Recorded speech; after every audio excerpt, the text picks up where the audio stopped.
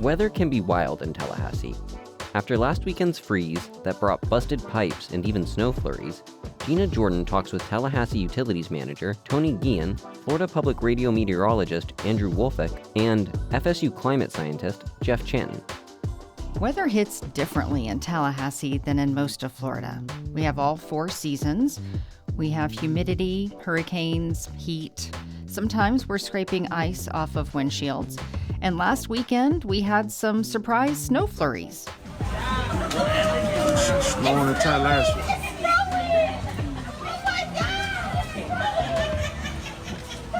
That's crazy.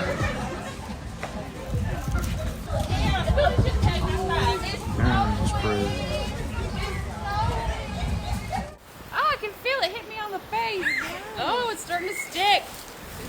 Well, I mean, girls, you gotta stay over here. Look at it all!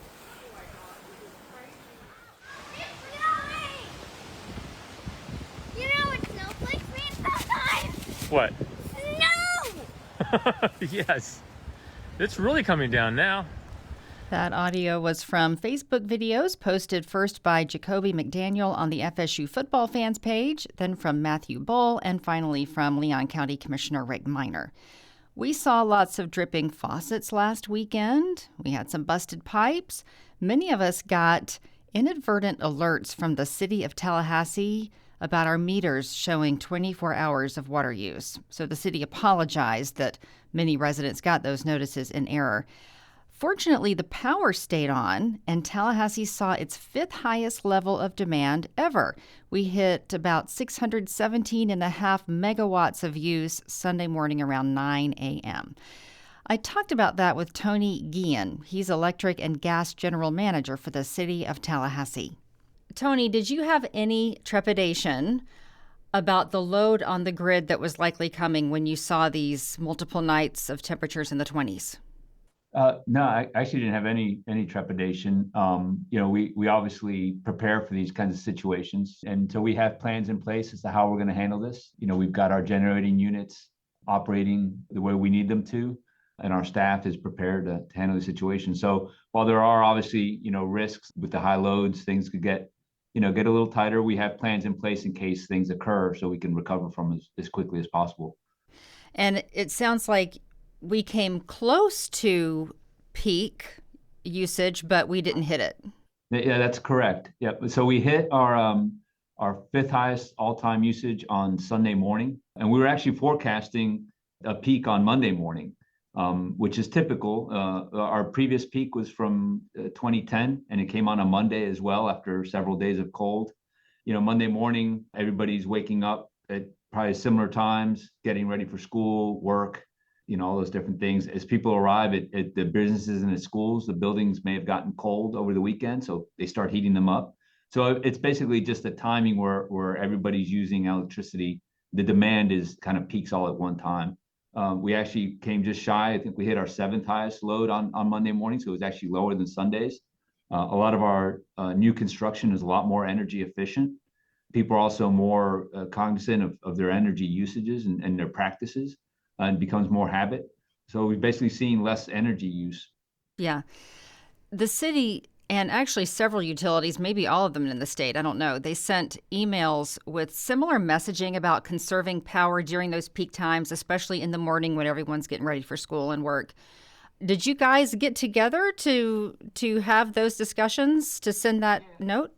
So while we do communicate statewide, keep up with our the other utilities in the state, that's just a standard practice. Because it was a statewide issue with the cold weather, everybody was sending out similar messaging, but it is really a standard practice. And the intent is that we just want people to be aware, kind of avoid that everybody all at once needing that power. We did extremely well. I think it's how our community responds. But again, if we had hit that peak, we were also prepared for it. So it is just really a standard utility practice and kind of messaging that goes out. Gotcha. I didn't hear about any power outages. Did we have any? No, we did not. The wind on Saturday, we had a few power outages here and there, very short-lived. We had those restored, within several minutes in a few cases, but nothing due to the temperatures. Mm-hmm. We invested a lot in our system over the last decade and a half. We've improved our tree trimming practices, did the enhanced tree trimming program that got approved by the commission several years ago. So we have a little bit more spacing from our trees to our power lines. We've hardened some of our facilities, some stronger poles, just our construction practices, the way we do things, a lot of inspection work that we do. And I think all those things are paying off. So even with those strong gusty winds, we didn't experience very many outages. A lot of work on our side over the weekend. We had a lot of folks working a lot of extra hours and ensuring things were in good shape. I know this isn't your area, but do you have any knowledge as far as if there were just busted pipes, frozen pipes all over the place? Yeah, my understanding is the big issues is we've seen a lot of water leaks on the customer side and quite a few. So in their homes, businesses, and then a lot of that come Monday morning, especially on the business side, and even in homes, people starting to get ready for daily life, back to work and school. I think some things came out. Yeah. As far as what it takes for the city utilities to power all these homes and businesses, can you talk very interestingly and easy to understand about power generation? Yeah. So we basically have three power plants that serve the city. One's down in Wakulla County at Purdom.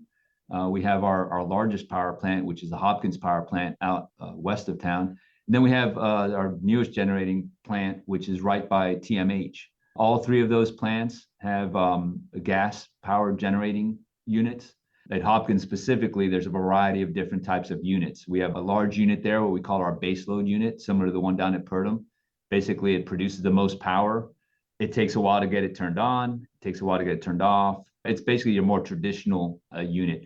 Then we have a mix of smaller units, 20 to 40 megawatt range, that we call quick start units. When we need them for power, we can turn them on, and in 5 minutes, they can be up to load. So it's this combination of different generating units that help us with the reliability. And it also helps with the risk. If one of those smaller units goes down, it's not as big an issue. It helps support each other. If we have a what we call a forced outage, we can get power from other utilities in emergency situations. So we all help each other out. We've also got the solar farm out at the airport. And while the solar farm is great and it produces a lot of energy and it helps us out, it actually helps us out also through the cold weather during the day. It doesn't contribute during the peaks, right? The peak occurred between 6 and 9 a.m. depending. It's typically around that 8 o'clock time frame. And as it's hitting, the sun isn't out enough yet, and we don't see solar generation. As soon as that peak starts coming down, the solar generation starts ramping up, which then helps take some of the load off of our units that have been running all night, and then make sure we continue to operate throughout the day. What could us consumers of energy, what could we do better? Like, what do you see that simple fixes we could all do? Yeah, I think it's kind of that messaging that we sent out about conservation, especially during those peak times. I think that's something that should be done and folks should pay attention to on a regular basis for a couple of reasons. One, when we talk about conservation, it helps, right? It's less power we have to produce to meet that load. So it helps the system, but it really helps the customers out because really the less electricity and power that the customer uses, the lower their utility bill will be. So for winter, we say when you're setting your heat, set it at 68. Obviously, then you have to dress a little warmer when you're inside the house. So really following those typical conservation tips. If you go online, talgov.com, I know we've got them out there that go into more detail as to what folks can be doing. It's the old school thing of turning off your lights if you're not in a room. Your fan helps cool you, but if a fan is turned on and you're not there, it's wasting electricity. Yeah. Does the city still do free energy audits? Yes, they do. Yeah. You can go on to talgov.com, follow into the utility section there and request. So we do provide free energy audits, and I would recommend folks take advantage of those. And I think that's an excellent resource for folks. Great. Tony Guillen, thank you so much. Great. Thank you very much. I hear that more freezing temperatures may be on the way. Plus, it's Severe Weather Awareness Week in Florida. And someone who understands all of this and can tell us more is Florida Public Radio meteorologist Andrew Wolfick. He's based in Gainesville, and we chatted this week via Zoom. What is up with all of this cold? Well, it's a long story. So here we go. So we have this, what's called the polar vortex, right? And it is being disrupted across the North Pole. So during these disruptions, these winds bring all this cold air down across North America, and it eventually reaches Florida. And what has been happening is that there is enough snowpack over the plains, over the Midwest, that it helps to insulate all that cold air, acts like a conveyor belt, and it's able to transition it all the way down to the Gulf Coast. If you go back and remember December, we were in the 80s. In January, we had these heat waves, if you will, during winter. But that's because there wasn't a sufficient snowpack yet in the heart of the country. Now there is. It's able to insulate that air, and it's able to come all the way down to the south. Okay, that makes sense. Are you from a place that has lots of snow? So I was born in Dayton, Ohio. So yes, I have been through historic snowstorms, and I graduated from Florida State University. So I've been all over the United States. So yes, I am used to snowstorms, hurricanes, you name it. But you can appreciate that we enjoyed the little flurries we got last weekend.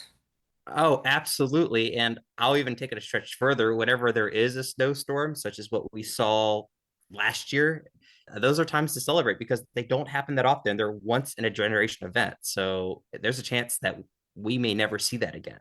Yeah, that ice storm was crazy. It was kind of cool. I mean, to literally have they weren't really snow days, but I guess they were ice days because people couldn't even drive for a few days. That was pretty neat. As far as like all this cold weather, you've explained where we're getting it, but how unusual really is this for North Florida? And might we be looking at potentially some record setting? Sure. So I have some bad news for Tallahassee. Tallahassee has not set any records.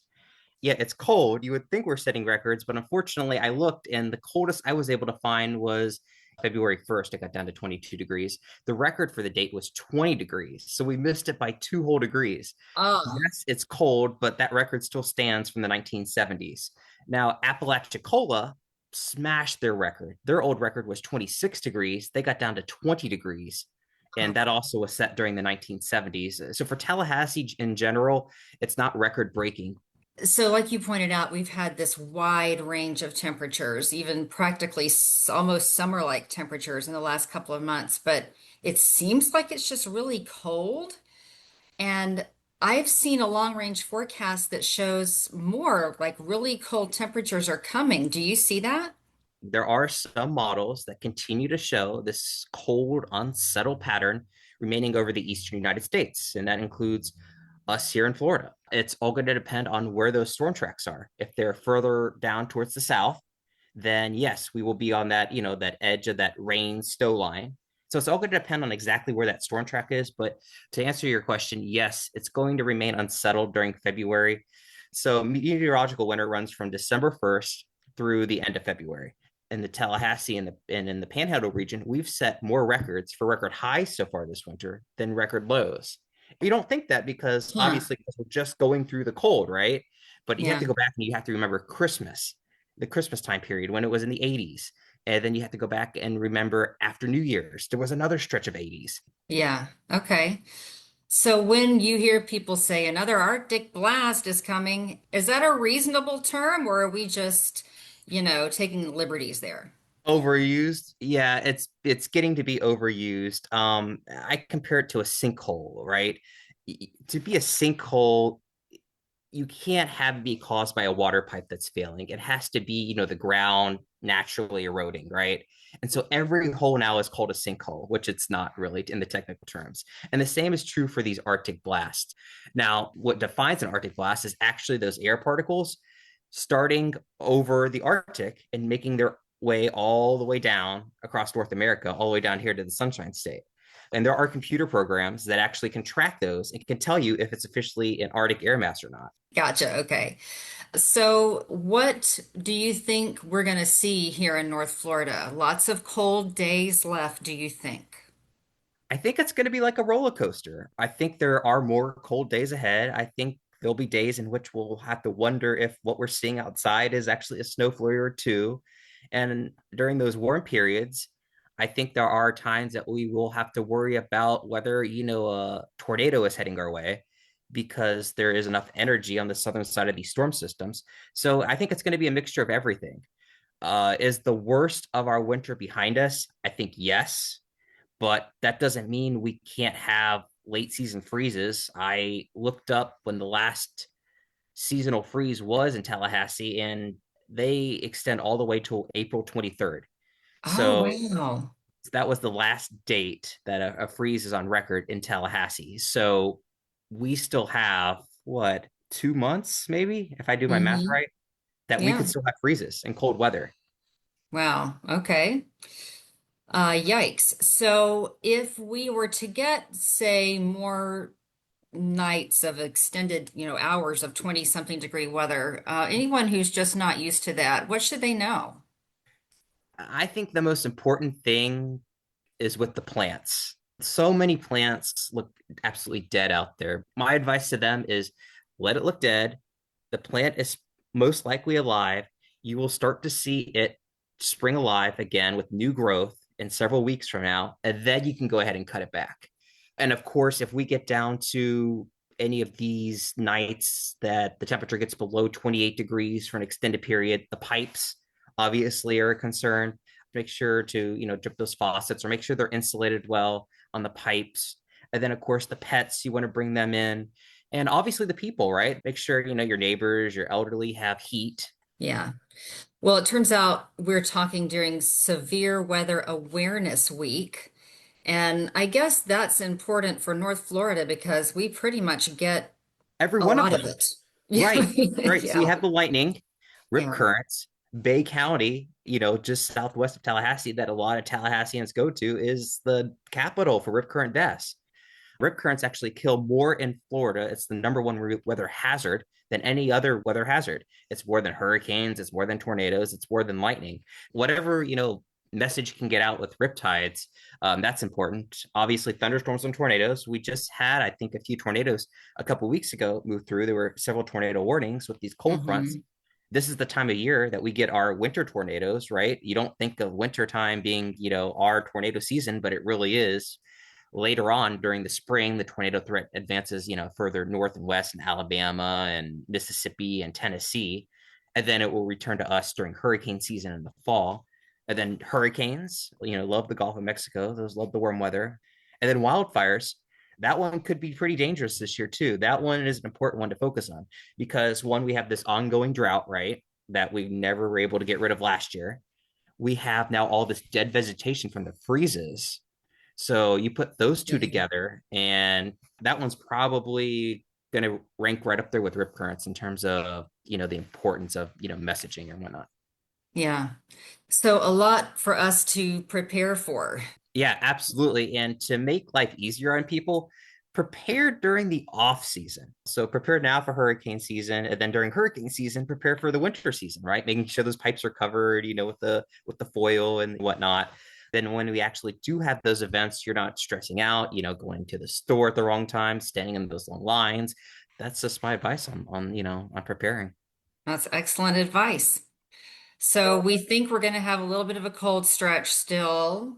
Don't give up on winter yet. It can still be problematic. Once we get to that mid to late March timeframe, the chances of us seeing anything are relatively low. So around that Eastern time period, if there's nothing in the forecast, if we have 80s in the forecast come Easter, you're good, to start planting and whatnot. And you're good to relax all the winter preparations. That was Florida Public Radio meteorologist Andrew Wolfick. He's part of our emergency network team.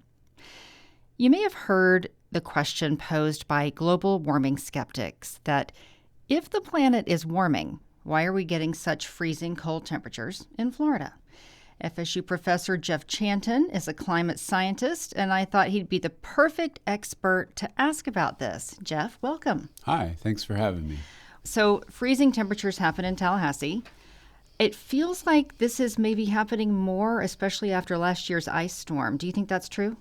Well, a lot of us feel like that. And there's actually a hypothesis that's in the science sphere, because the Arctic is warming 4 times faster than the rest of the Earth.